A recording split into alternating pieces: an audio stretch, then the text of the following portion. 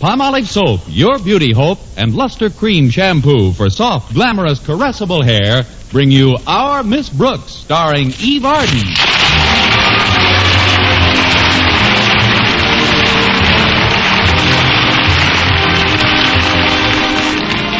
Not very many of us like to get up early in the morning, but our Miss Brooks, who teaches English at Madison High School, doesn't seem to mind at all. No, in fact, I get quite a kick out of waking up in the morning because it offers proof positive that I managed to live through the day before. However, last Wednesday, my landlady, Mrs. Davis, woke me at what seemed like an excessively early hour. Connie, get up, Connie. Why? Because it's 6 a.m. and I'm leaving the house early, and there are several things I want you to do for me. Like what, for instance? Like feeding our cat Minerva at 5 minutes after 7. But why don't you feed her now? Why, Connie, you ought to know better than that. Minerva never gets up until 7. I'm sorry, I lost my head. That cat certainly doesn't lead a dog's life. But why are you leaving the house so early, Mrs. Davis? I've got to visit my sister Angela. I received a message from her during the night. Oh? I hope nothing's wrong. No, she's quite well, she said. She just wants to see me. She must have called pretty late. I didn't hear the phone ring at all. Oh, she didn't phone, Connie. Was it a wire? No. Special delivery letter? No. Walkie-talkie? Pigeon? Before I use up my 20 questions, how did you hear from your sister? Well, you know how absent-minded Angela is. Yes. And you probably haven't noticed it, but lately I've been growing quite absent-minded, too. I've noticed it. Last night, I finally arrived at a point where Angela and I were tuned to the same wavelength. She reached me by mental telepathy. How did she come over, AM or FM? You can joke if you like, but I know just as surely as I'm standing here that Angela wants to see me immediately. So I'll have to leave right after breakfast. All right, Mrs. Davis. It'll do you good to get out of the house for a change anyway. Now, what did you want me to do for you? Do for me? Yes. You said when you woke me that there were several things you wanted me to do? I did. Yes. In connection with your leaving the house this morning? But I didn't leave the house this morning. I know, but you're going to. I am. I must be tuned in on the wrong wavelength. I'll see you at breakfast, Mrs. Davis.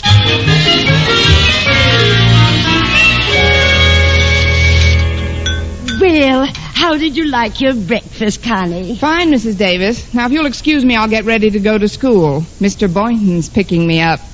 Oh, good. Well, I'll finish these dishes before I go, Connie. Oh, I'll get it. Coming. Well, if it isn't our school custodian, Mr. Jensen. If it isn't your school custodian, Mr. Jensen, then what? When you opened the door, you said, well, if it isn't our school custodian, Mr. Jensen. Mm-hmm. Then I said, if it isn't your school custodian, Mr. Jensen, then what?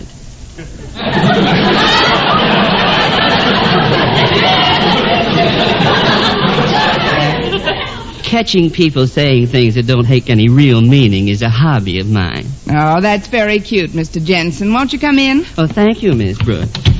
Oh, that's better. What's better? Look, Mr. Jensen. Look at what? I don't mean look, I mean listen.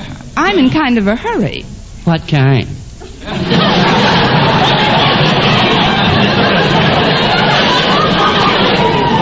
The usual kind. To leave the house and get to school. Therefore, your hobby doesn't have the charm for me it might have at some other time. I guess you've got me there. Where? Oh, great. Now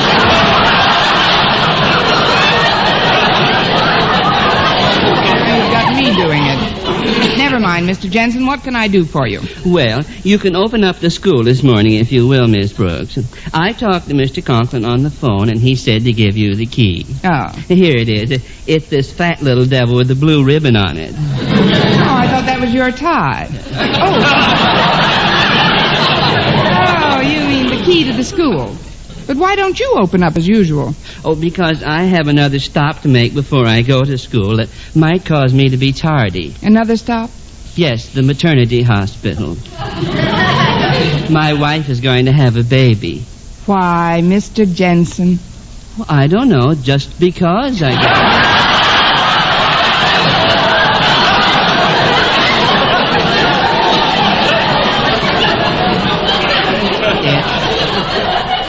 It's our 6th child, Miss Brooks. Honestly, Mr. Jensen? Well, I didn't steal them, if that's what you mean.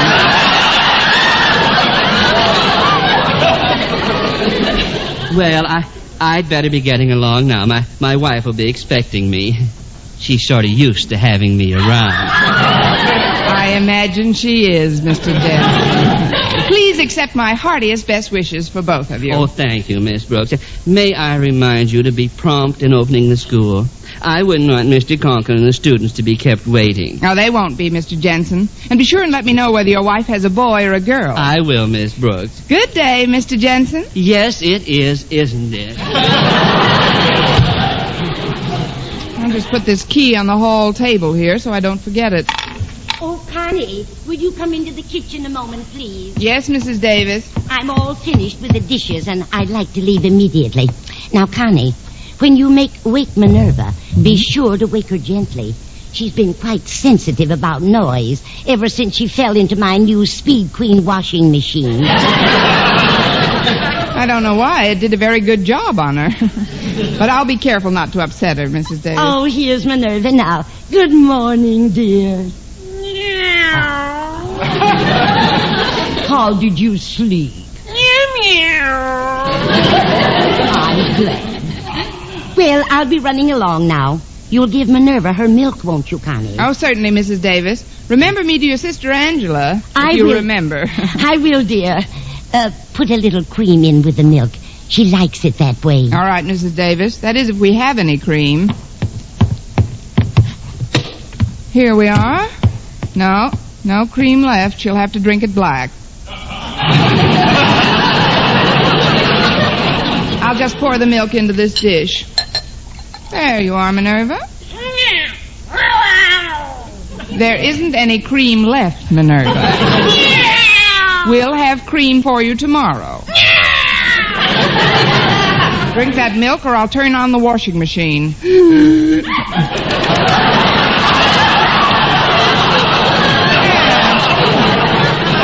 Would do it. I'll get it. I'm on my way out anyway. Oh, come in, Mr. Boynton. Oh, thanks, Mrs. Davis. You leaving the house so early? Yes. Let's see if I've got everything. My purse, my hat, my shoes, and... Oh, yes, now I'm all set. You'll find Miss Brooks in the kitchen, Mr. Boynton. I'm going over to see my sister Angela. Oh, say hello for me. Hello. I mean to your sister, Mrs. Davis. Oh, thank you, Mr. Boynton. Goodbye. Good morning, Miss Brooks. Hello, Mr. Boynton. Would you like a cup of coffee? Oh, yes, thanks. Will you join me? I'd love to. Yeah, I'll pour. I ran into Mr. Jensen down the block. Cream? Yes, please. He told me his wife was going to have a baby. I think large families are wonderful. When I meet the right man, if I haven't already met him, I'll want to get married and have several children of my own. Sugar? Yes, Mr. Boynton. I mean, yes. Say, look at the clock. We'd better hurry with this coffee. Oh, you're so right, Mr. Boynton. And before we go, I'd better unlock the back door. Mrs. Davis invariably forgets her key. Oh, she didn't forget it this time. When she was leaving, I noticed she took a little fat one off the hall table. She took the little fat... Mr. Boynton, that was the key to the school. Mr. Jensen asked me to open up this morning. Oh, no, Miss Brooks. Oh, yes, Mr. Boynton. Oh, gosh. Pretty soon Mr. Conklin and all the students will be arriving at school and nobody will be able to get in. Mr. Conklin will be furious at you. Don't remind me. I can see the sparks flashing from his tongue already. Gee, I'm in quite a spot, aren't I? Aren't I? That shows how upset I am, Mr. Boynton. An English teacher should never be guilty of saying aren't I. But, Miss Brooks, what about school? Suppose we hurry over and explain Aren't is things. merely the contraction of are not. Therefore, one who says aren't I is guilty of saying are not I. Miss Brooks, what about... The correct form is am I not. aren't I, being nothing more than an absurd and altogether ungrammatical affectation? Miss Brooks, what about school? I ain't going.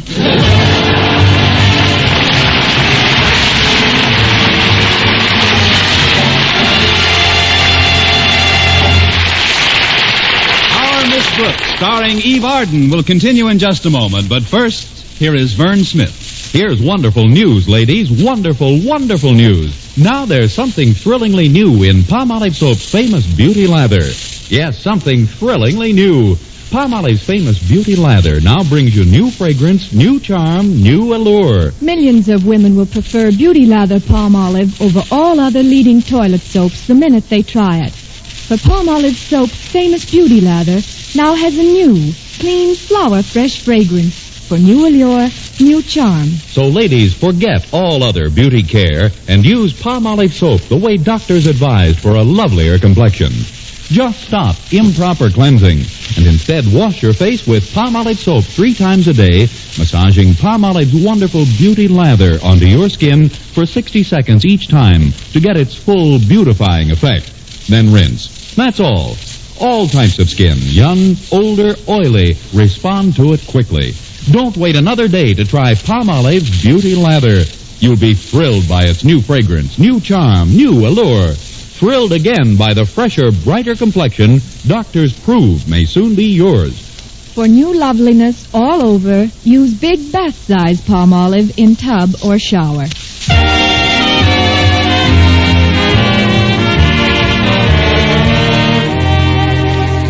Well, I finally decided to face the music, even though I knew that the music would consist of some angry pear-shaped tones emanating from Mr. Conklin's pear-shaped head. By the time Mr. Boynton dropped me off, there were so many students milling around dear old Madison High that it looked like a training school for young pickets.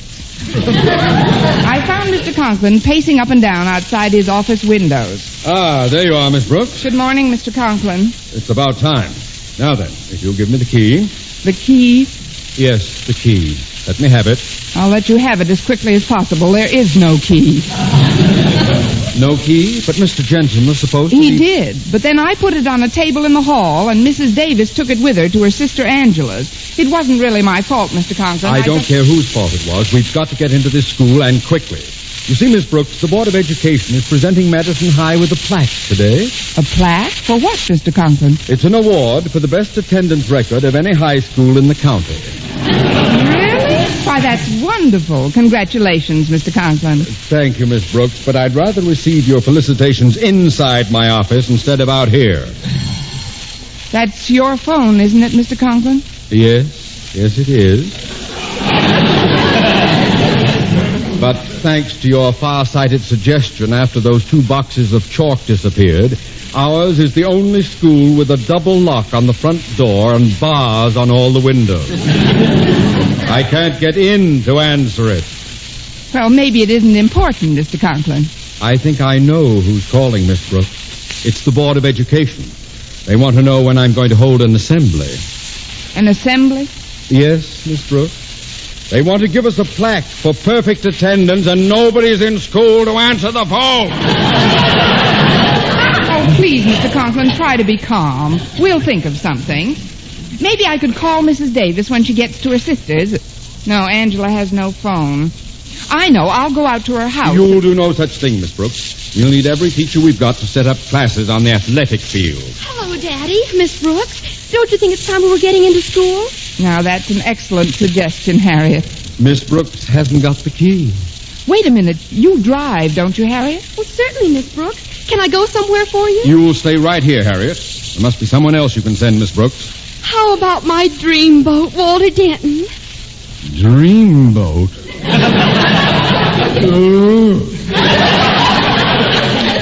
He's an idiot. But, Daddy, Walter's a wonderful driver. He'll pick up the key wherever it is and have it back here in nothing flat. Nothing but his head, that is. Well, maybe that's a good idea. Miss Brooks, get Denton to drive out to wherever Mrs. Davis is. At least his brain is expendable. All right, Mr. Conklin. I'll look for Walter and ask him to go after the key. You won't have to look for him, Miss Brooks. Walter's coming over right now. Well, if it isn't my light of love. Greetings, fair Harriet. Bonjour, Miss Brooks. And to you, esteemed principal, felicitations.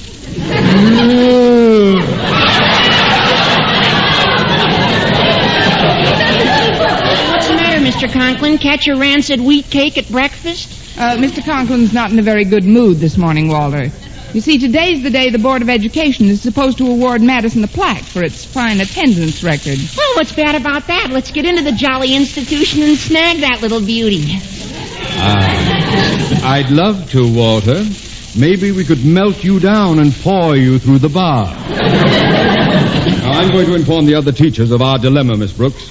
Please get Expendable here on his way. Come with me, Harriet. Yes, Daddy. Bye, Walter. Adieu, lovely one, and lovely one's father. Jack! You know, Miss Brooks, there are times when I sense an animosity in that man. Now, what do you suppose could cause such a reaction? Hatred, for one thing. Now, please listen carefully, Walter. You know Mrs. Davis's sister Angela, don't you? Oh, sure, Miss Brooks. I gave Mrs. Davis a ride out there last week. Good. Do you remember where she lives? Well, it's way on the other side of town. I didn't notice the address, but I think I could find it. There was a mailbox on the corner. A mailbox? Isn't there anything else that would help you identify it?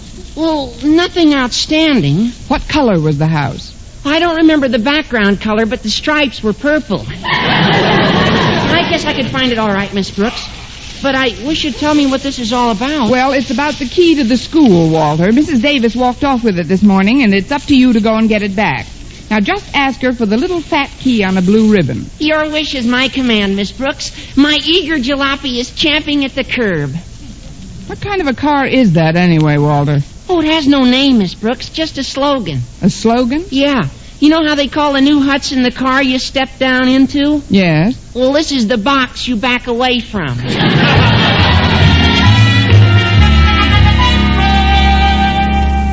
Well, Miss Brooks, it's over an hour since Denton left, and he's still not back with that key. I'm sure it won't be much longer, Mr. Conklin. Here goes that phone again. I wish Mr. Stone would stop calling my office. I know one way to stop him, Mr. Conklin. We can go to the malt shop next door and call him. That way you can stall him off till Walter gets back with the key. Oh, that's not a bad idea.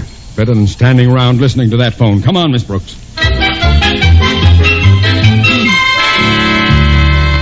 Well, here we are, Mr. Conklin. Martin's Malt Shop, Madison's unofficial annex. After you, Miss Brooks. Well, if it isn't Miss Brooks. Hi, Marty. Sneak away from the ogre for a little fizz water? No, the ogre is along today. Sorry, Mr. Conklin, just a little nickname I picked up from the kids. Why, I'm surprised at you, Marty. Nobody at Madison calls Mr. Conklin by anything but his right name. Well, I'm happy to know that, Miss Brooks. Oh, here's the phone booth right over here, pear-shaped. Mr. Conklin.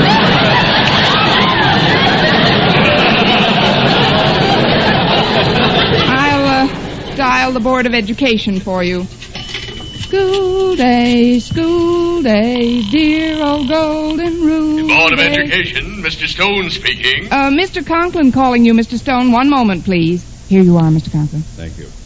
Hello, Mr. Stone? Is that you, Conklin? Yes, it is, Mr. Stone. I might as well have a Coke while I'm waiting. Well, it's about time. I was beginning to think that Madison High School had slid into the sea. Well, I had to step out of my office for a minute, Mr. Stone, but I'm back in it now. Yes, sir. What's that? What's what? Osgood, are you hissing me? Oh, no, sir, no. We must have a bad connection. It's a terrible connection. You say you're in your office? Yes, sir. I'll call you right back. But, Mr. Stone... And for heaven's sakes, don't disappear again. Goodbye. Wait, Mr. Stone. Wait, Mr... This is the last straw. What did he say, Mr. Conklin? He said he's going to call me right back. Now I'm in deeper than ever. Oh, we'll figure some way out of this. After all, Mr. Stone is only a human being. A human being who happens to be the head of our local Board of Education. Oh, this is awful. Excuse me, Daddy, but the telephone in your office is ringing. The telephone in your office is ringing. What do you suggest, Harriet? Well, I don't know, Daddy, but don't worry. I'm sure Walter won't fail us. He'd better not. Now, Miss Brooks, I'm going over to inspect the classes that have been set up on the athletic field. I want you to call the board and talk to Mr. Stone. Me? But what should I tell him? Improvise. Oh, but Mr. Conklin... Stall him off, Miss Brooks. I'm counting on you. Oh, great. Well, I might as well get it over with. What are you going to tell Mr. Stone, Miss Brooks? I don't know yet, Harriet. I'll wait till he answers. Hello, Mr. Stone speaking. Hello, Mr. Stone. This is Miss Brooks at Madison High. Yes? I'm calling from Mr. Conklin's office, Mr. Stone. He asked me to call you. Give me a double strawberry temptation, Mark. Oh, he did. What about, Miss Brooks? About his not being able to talk to you for a while. What in the world is that sound? Sound? Oh, that's the radiator, Mr. Stone. It's defective. Radiator? In tune? Well, they're just testing it. As a matter of fact, that's why Mr. Conklin can't talk to you. One of our students was just in his office, and this jet of hot water started out of the radiator, and Mr. Conklin jumped in front of the boy to save him and accidentally knocked out 6 of the boy's teeth.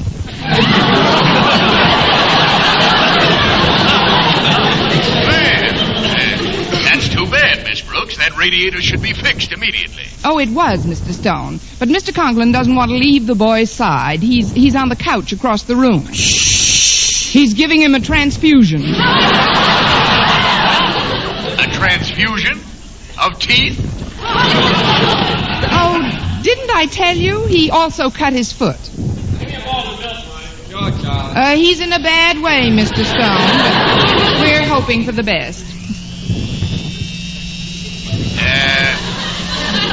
Where is the boy now? In a malted milk machine? Hang on. There must be somebody else on this line, Mr. Stone. I'd better call you back. No, Miss Brooks, don't bother. I don't quite know what's going on at Madison today, but I'm going to find out. You tell Mr. Conklin that I'll call him in exactly 10 minutes. If he isn't at the phone prepared to carry on a rational conversation at that time, well, he'd better be. But Mr. Stone... Goodbye, Miss Brooks. Goodbye. And goodbye, Mr. Conklin. Well? Well, nothing. It's worse than ever. Mr. Stone's going to call again in 10 minutes. Wait a minute, Harriet. I think I've got an idea. What is it, Miss Brooks?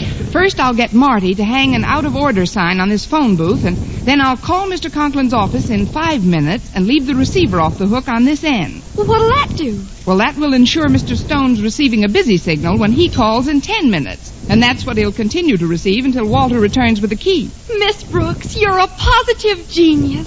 Please, Harriet, don't exaggerate. I'm not a bit positive.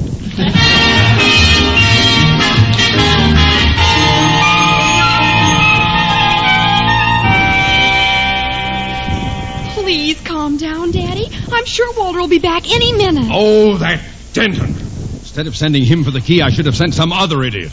I should have gone myself. He's nothing but an unreliable laggard, a detestable, nauseating, blundering knucklehead. Excuse me, Mr. Conklin. Here's the key. Bless you, boy. Well, don't stand there, Denton. Open the door. Yes, sir. There you are, sir. Out of the way, out of the way. Now to get that phone. Must be Mr. Stone. Well, I'll just give him a piece of my mind. If he thinks he can hound me all day. Hello? Osgood Conklin speaking. Hello? Hello? There's no dial tone. Some lame brain must have called this number and left the receiver off the hook. Hello? Hello? Hello? Hello? Mr. Conklin, sir, I found this telegram under your door. Telegram? Let me see that. Let's see. Well, it's from Mr. Stone. It says, Dear Osgood, realizing the futility of trying to reach you by telephone, I hereby inform you that the Board of Education has authorized you to suspend classes for the remainder of the school day in recognition of Madison's splendid attendance record. Gosh, Mr. Conklin, does that mean there's no more school today? Evidently, Walter. Now, please go out to the athletic field and inform the teachers and students of my decision to give them the rest of the day off. Yes, sir. Oh, before I go, I better bring you back the key. I left it in the door. No, just leave it there. I've got a little work to clean up. I can get it on my way home.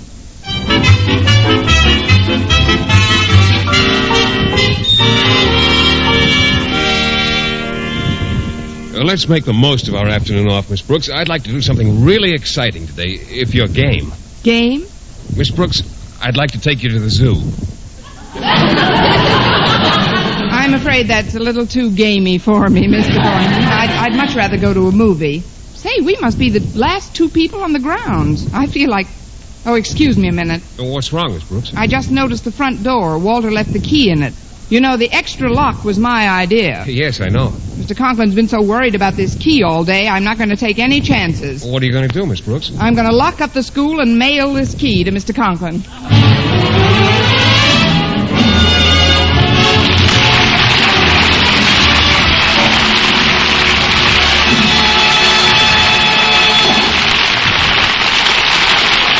Arden as our Miss Brooks returns in just a moment, but first... Dream girl, beautiful luster cream girl. Tonight, show him how much lovelier your hair can look after a Luster Cream shampoo. Only Luster Cream brings you K. Dumit's magic formula blend of secret ingredients plus gentle lanolin. Gives loveliness lather even in hardest water. Glamorizes your hair as you wash it. Luster Cream. Not a soap, not a liquid, but a dainty cream shampoo. Leaves hair fragrantly clean, free of loose dandruff, glistening with sheen. Soft, manageable, gives new beauty to all hairdos or permanents. 4-ounce jar, $1. Smaller sizes, either tubes or jars.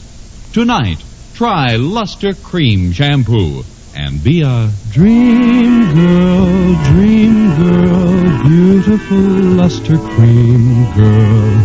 You owe your crowning glory to a luster cream shampoo. And now, once again, here is our Miss Brooks. Well, after I mailed the key, Mr. Boynton took me to the zoo. Then we had a nice Dutch dinner, saw a very exciting movie, and wound up at Marty's malt shop. Give us a couple of Maltas, Marty. Coming right up, folks. That certainly was a terrifying picture, especially when Lucy starts to hear the voices. Oh, I don't know. Lots of manic depressors wind up like that. Beg pardon, Mr. Boynton? I didn't say anything. Oh, I guess it's the effect of that movie. Hello. Can you hear me? Won't somebody answer me? Now, wait a minute. I'm not that far gone. Hello out there. It's coming from the phone booth. I better see what that is. Well, that's funny. The receiver's still off the hook. Hello? Hello? Is that you, Miss Brooks? Yes. Mr. Conklin? It is indeed. Have you been trying to reach me, Mr. Conklin? I have indeed. Oh, if it's about the school, Mr. Conklin, you don't have a thing to worry about. I locked it securely before I left the campus. Nobody can possibly get in. That's not what I'm worried about, Miss Brooks. I'm worried about getting out. You mean? Oh, no, you're not still. Yes, I'm still. Now get over here with that key! Yes, sir. Right away, sir. The key? Oh, Mr. Boynton, do you think you could lift me up? Why, of course, Miss Brooks. Good. Let's get down to the corner. I want you to slip me into the mailbox.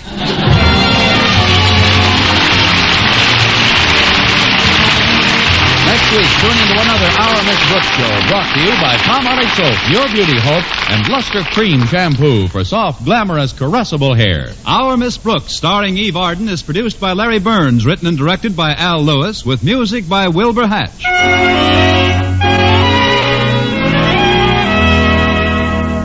Men, do you shave with a lather or brushless shave cream? Palmolive shaving cream comes both ways. And whichever way you prefer to shave, you'll find that using either Palmolive brushless or Palmolive lather shaving cream can bring you more comfortable, actually smoother shaves. Here's the proof. 2,548 men tried the new Palmolive way to shave described on the tube. And no matter how they had shaved before, 3 out of every 4 got more comfortable, actually smoother shaves. Get Palmolive brushless or Palmolive lather shaving cream today.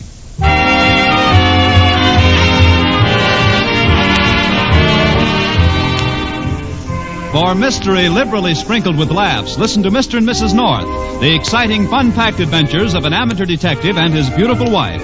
Tune in Tuesday evening over most of these same stations. And be with us again next week at this same time for another comedy episode of Our Miss Brooks. Bob Lamont speaking. Stay tuned now for Life with Luigi, which follows over most of these stations. This is CBS, the Columbia Broadcasting